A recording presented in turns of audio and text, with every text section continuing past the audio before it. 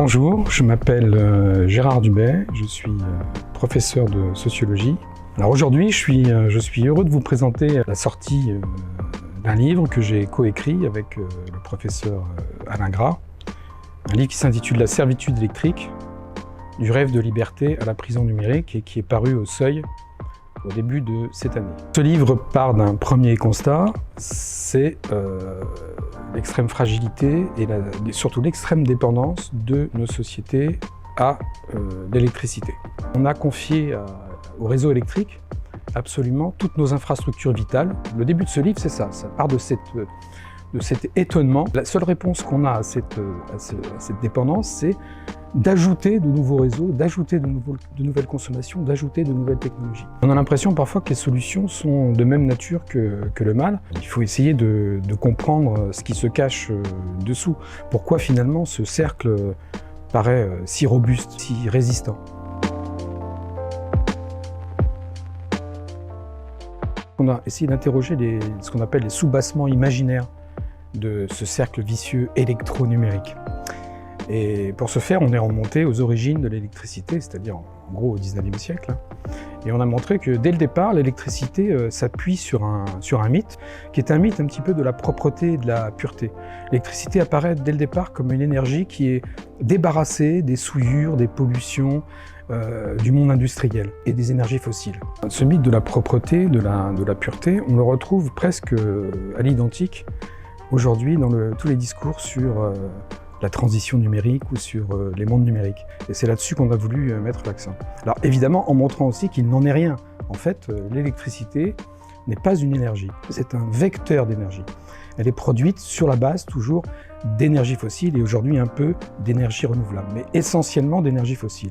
Par exemple, 73% de l'électricité chinoise est produite à partir du charbon. Et le charbon est redevenu, depuis quelques décennies, la première source d'énergie mondiale, tout comme au tout début de l'ère industrielle au 19e siècle. Donc il y a un véritable mensonge, il y a un véritable camouflage en fait, des origines terrestres de l'électricité.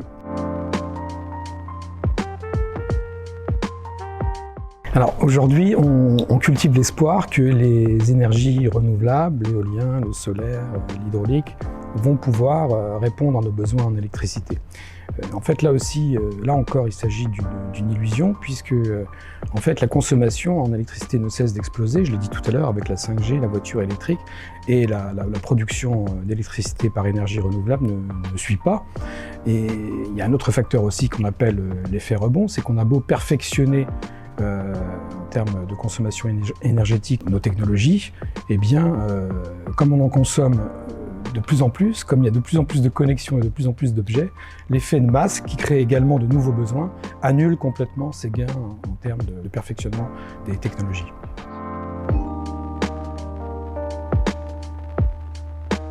Ce n'est pas tout. Sur le plan de l'imaginaire social, il faut savoir que ce mythe de la pureté de l'énergie électrique percole, s'agrège en fait à un autre mythe très moderne, qui est celui de l'autonomie radicale de l'individu. Autonomie radicale de l'individu ou indépendance de l'individu vis-à-vis de toute forme de contrainte, qu'elle soit aussi bien sociale que d'origine naturelle, liée à la nature. Et du coup, l'électricité, elle est un petit peu comme cette énergie hors sol, encore une fois libérée des contraintes terrestres, elle est complètement en phase avec cette représentation-là de l'individu, de son autonomie rêvée.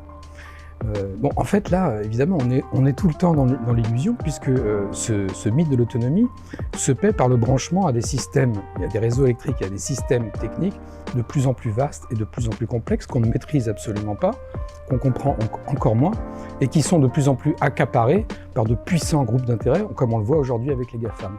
Donc en fait, cette autonomie rêvée, dans le mythe de l'individu, eh bien, elle se paie au prix d'une dépendance croissante et qu'on ne contrôle plus finalement.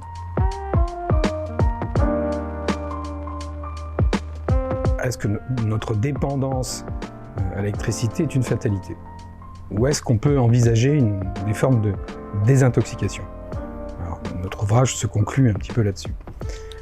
En En fait, oui, on peut imaginer des formes de désintoxication. Pour se passer des grands réseaux numériques, il faut apprendre à voir qu'il y a peut-être des choses plus intéressantes, qu'il existe des choses peut-être plus intéressantes ailleurs, au dehors du numérique. Là, on ne peut pas compter non plus sur l'effet de saturation aux écrans qu'on constate aujourd'hui, tout simplement parce que, comme on le voit déjà, la 5G ou l'Internet des objets nous offre des services de plus en plus nombreux, des applications de plus en plus pratiques, de plus en plus rapides, et donc ça satisfait largement nos attentes. Donc on ne peut pas s'attendre à ce qu'il se passe quelque chose de ce côté-là. En revanche, la crise sanitaire va peut-être nous aider à montrer une autre réalité finalement de ces mondes numériques. Une réalité qui va peut-être les rendre moins désirables.